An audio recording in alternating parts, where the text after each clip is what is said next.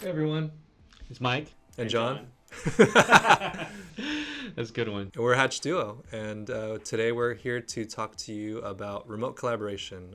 As you all know, a lot of the companies nowadays are having everyone come back to the office because, everyone's decided that we're going to be living with COVID as part of a lifestyle. And, remote work is not always feasible anymore for a lot of these bigger companies, and everyone's trying to get everyone back in the office. But so we decided it's a pretty good topic to touch upon today. So let's get into it. So, Mike, why would remote collaboration be valuable or needed? And let's challenge that question and leave COVID out of the situation. Yeah. I guess regardless of where you are in the world, right? We're all connected through the internet, through communication lines. Mm-hmm. Several reasons. You might have resources that are in different time zones, which we do. Yep.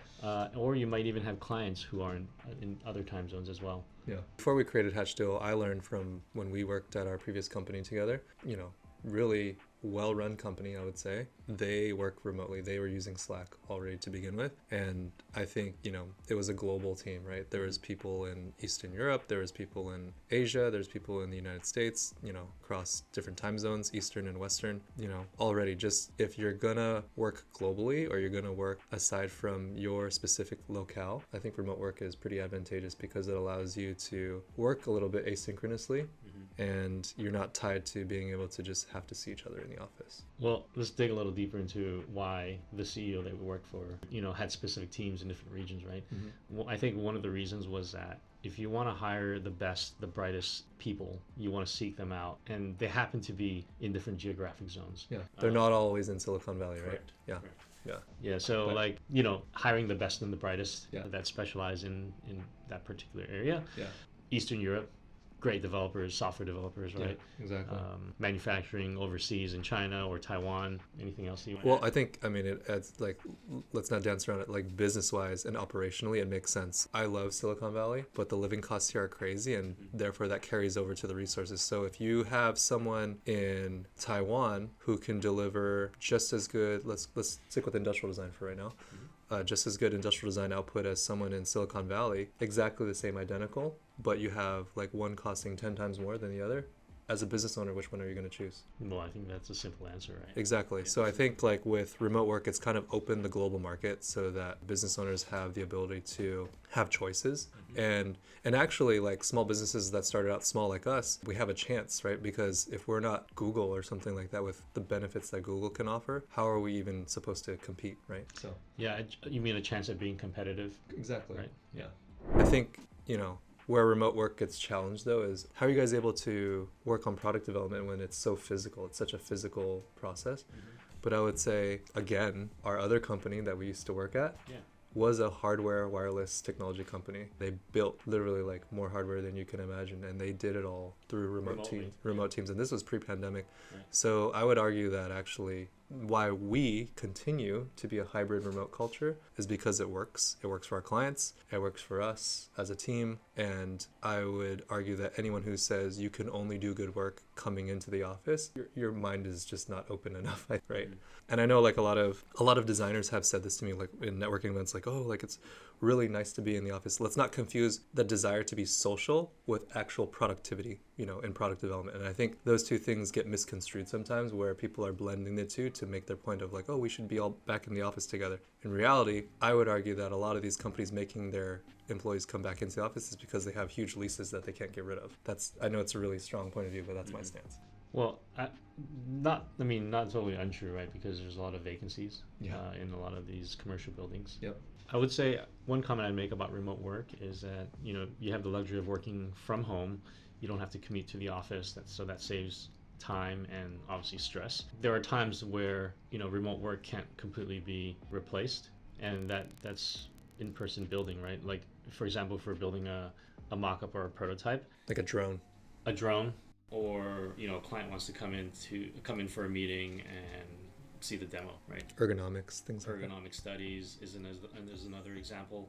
We have to fly our resources in. And those are challenging in terms of logistics, but I would say when you measure holistically everything that's all said and done, the resource, our designers, our engineers that we fly in, Some of them have kids, some of them have families, and maybe they don't want to move to the Bay Area because of the cost of living, etc. The times we do have to invest the money to fly them in to get this work done, and you look at it at a holistic scale from annually, the cost is very minimal compared to what the ROI is on both ends, from the business and also from, I would say, like quality of life and happiness of the resource. So I would actually argue that, like, when you're making your designers go in every day, even locally, like for the Bay Area, the traffic and stuff. Oh, it's horrible. It's horrible, and especially design, you need your designers to be fresh and to be creative and feeling not relaxed, but just like ease of mind to be able to output their best work. And when you stuff that all with having them have to leave 2 to 3 hours early just to get to the studio, what kind of impact do you have on the actual design output for your clients? And just to be clear, right, we don't make all of our designers come into the office every day. Yeah. Even our local designers who are in the Bay Area, they still work remotely. And one comment I remember hearing from an intern is that it takes them 3 hours to get from their door to our office, purely through public transportation. Yeah. So I think, like, ultimately remote work is pretty beneficial when you're considering your team, but I can see how some larger business owners just don't care. If you're starting off, you're building your design agency, sourcing your resources from not locally, I think is going to be is beneficial, right? And we do have an office, by the way, but we just, I think it's a humble sized office that's used as needed to, store prototypes and work on prototypes and equipment. Host small builds, or even, host small meetings with clients. Yep. Aside from all the benefits of remote collaboration, what are some best practices or tips? Yeah, good question. I think, I can tell you how we do it here at Hatch2O. We have kind of a general guidelines when we onboard staff, like that. Generally speaking, like, we treat being online as your desk. So, if there's, office hours, for instance, like 9 to 5 for your particular time zone, you're to be, available on Slack online during those times and, accessible. So if someone needs to get in a huddle with you or something like that, it's easy to communicate. I would say tagging, making sure that your message is actually heard, because, in an in-person setting, it's easy. You can kind of tell when someone looks at you, you know that they're listening to you. But when you're on Slack, for instance, if you're typing something and you're not tagging that person so that they acknowledge, you're not sure if they receive the message. And then vice versa, on the receiving end, it's always good to acknowledge with a thumbs up or a check mark. So I think it's just having very good online etiquette and communication skills.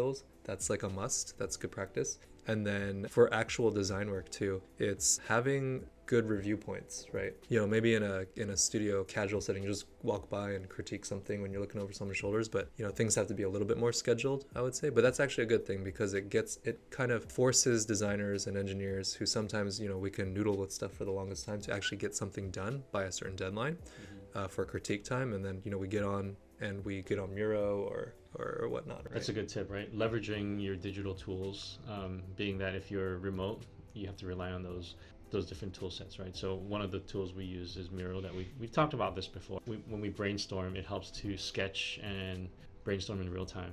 So we would use, something like Zoom or Google Hangouts for audio, and then in Miro we would all join into a room and sketch over critiques or vote on which one we like best and why. Important practice too is to understand that remote work is not meant to be easier. In fact, I would actually argue that it's harder to do than in-person work, because you really have to be productive. You have to manage upwards to whoever your reporting manager is, meaning if you're delivering on design work, it's not just the responsibility of the manager to come check on you. It's your responsibility to communicate checkpoints of like what you've been doing, how long you've been doing it. So I think there's a lot more reporting.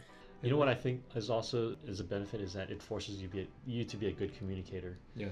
If you're not a good communicator in person, then you might struggle with working remotely. One general practice is, like, if someone's being quiet, other members on the team would reach out and ping if there's silence, or we would even encourage huddles. Yeah. So I would say overall it makes you a better communicator by working remotely. Yeah. So what's unique about our hybrid remote situation is that our headquarters, where we're filming right now, is in the Bay Area, and particularly for the industries that we work in, Silicon Valley being exposed and our portfolio reflecting kind of what is going on in this area, is an advantage for us. So when clients fly in to meet us, 'cause even though we work remotely, we have clients from all over the country and sometimes all over the world, and they'll fly in and they'll come into our office and they can really see and feel like the innovation from this area, but understand too that, we have a distributed team, and so they're not necessarily paying for the huge offices, right. And they can see like, okay, like this team knows what they're doing. They're in the vicinity of tech, but in terms of like how the work is distributed, it's advantageous to them from a budgetary standpoint. We're also in the same neighborhood as a lot of investors. So our clients who often come to San Francisco or the Bay Area, they're often meeting with their investors. So they're able to squeeze in a meeting with us and also meet with their investors. So it's sort of like it becomes convenient for those clients.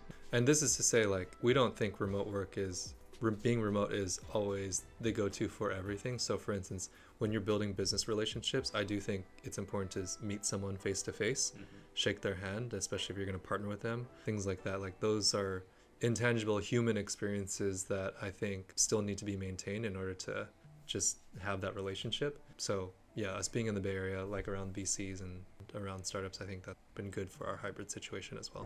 The only other thing I'll say is having a distributed remote team allows you to work day and night, and not by making your team work 24/7, but because you can start work in Pacific time, start to conclude it around Eastern time, and then have someone in Asia complete it, and by the time you wake up, it's still being worked on. And so in terms of the speed at which things are done, as long as the team has really good chemistry, you can probably get a lot more done efficiency-wise. And I think we've seen that here, and we've seen that in past places that we've worked.